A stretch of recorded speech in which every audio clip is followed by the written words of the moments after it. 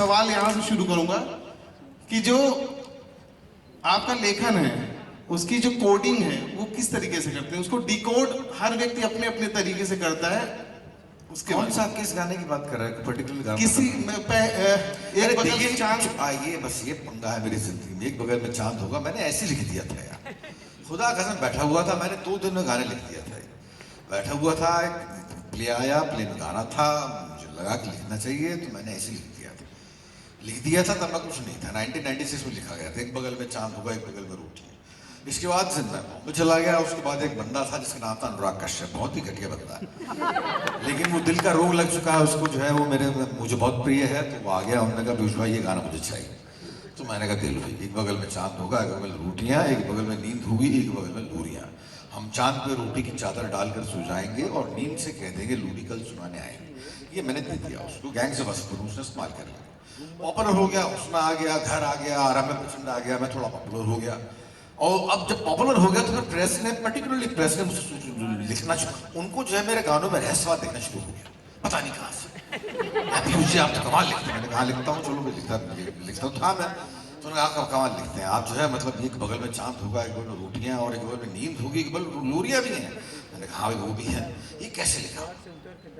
तो मैंने कहा भाई मैंने ऐसे लिख दिया था, मैं तो लिखता हूँ तो मैं सोचता नहीं हूँ कैसे लिखता हूँ, आ जाता दिमाग में, भगवान ने सिफत दी है। नहीं आप बताइए, आपने सोच के तो लिखा हो। अरे मैंने कहा बाबा मैंने ऐसे लिख दिया था, मैंने उसमें कोई रहस्यवाद नहीं सर, आप लिख लें और रहस्यवाद नहीं, ऐसा कैसे हो सकता है? तो फिर जो है मुझे इनको जो है मतलब वो बनाना आता है जो मैं बोल रहा हूँ, बोलना नहीं चाहता।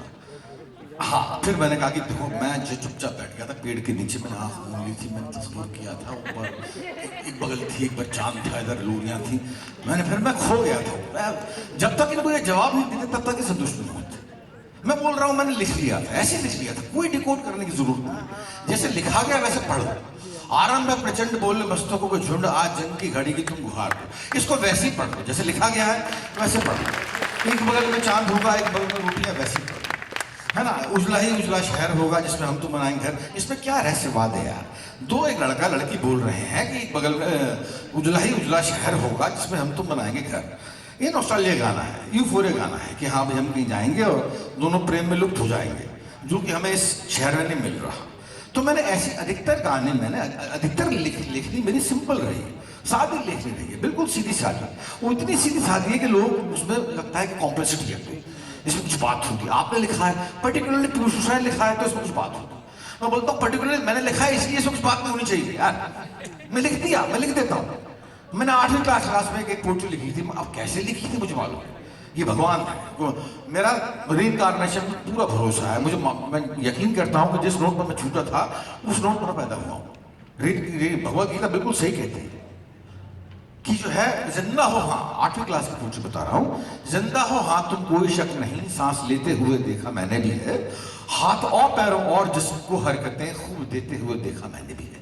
अब भले ही ये करते हुए हो तुम दर्द सहते हुए सख्त सी लेते हो, अब इतना भी कम क्या तुम्हारे लिए, खूब अपनी समझ में तो जी लेते हो। ये मैंने 8वीं में लिखी थी, इसे पूरा मैंने अभी कहीं जाकर किया। मुझे नहीं मालूम था कि इतनी पॉपुलर हो जाएगी। अब इसके लाखों में दाम लगते हैं। पहले मैं बच्चा था, मैं अपने पिताजी के पास लेकर गया कि मैंने कहा सर ये गात तो पोएट्री लिखी है मैंने। तो उन्होंने कहा किसकी घाड़ के लाए, किसकी मार के लाए? अरे मैंने कहा सर बाय गॉड मैंने लिखी है, आपका बेटा अच्छा लिखता है। उन्होंने कहा तुम किसकी मार के, जाकर साइंस पढ़ो। अरे मैंने कहा मैं नहीं पढ़ना चाह रहा यार, मैं साइंस मेरा मन नहीं लगता, मेरा मेंढक काटने में दिल नहीं करता। मैं आदमी क्या चिरूंगा बाद में डॉक्टर बन के, मेरा मेंढक काटने का मन ही नहीं करता। मेंढक भी इंसान होता है, बड़ा सांस लेता है, बड़ा प्यारा सा। 12th में उसको डाइसेक्ट करना मेरे लिए बड़ी खतरनाक बात थी। उन्होंने कहा नहीं तुम ये नहीं करोगे तुम डॉक्टर कैसे बनोगे? मैंने कहा मुझे डॉक्टर बनना ही नहीं है। उन्हें घर में सब डॉक्टर हैं, आपके सैकड़ों बच्चे होंगे, आपके बच्चों की बात बोल रहा हूँ कि बच्चों को पढ़ने दीजिए, बच्चों को जो उनका मन आ रहा है वो करने दीजिए। खराब अभिभावक मत बन जाइएगा गलती से, वरना बच्चा 40 साल की उम्र में जाके सोचेगा कि बनना चाहता था मैं आर्टिस्ट और बन गया जो इंजीनियर, बनना चाहता था मैं पेंटर बन गया डॉक्टर।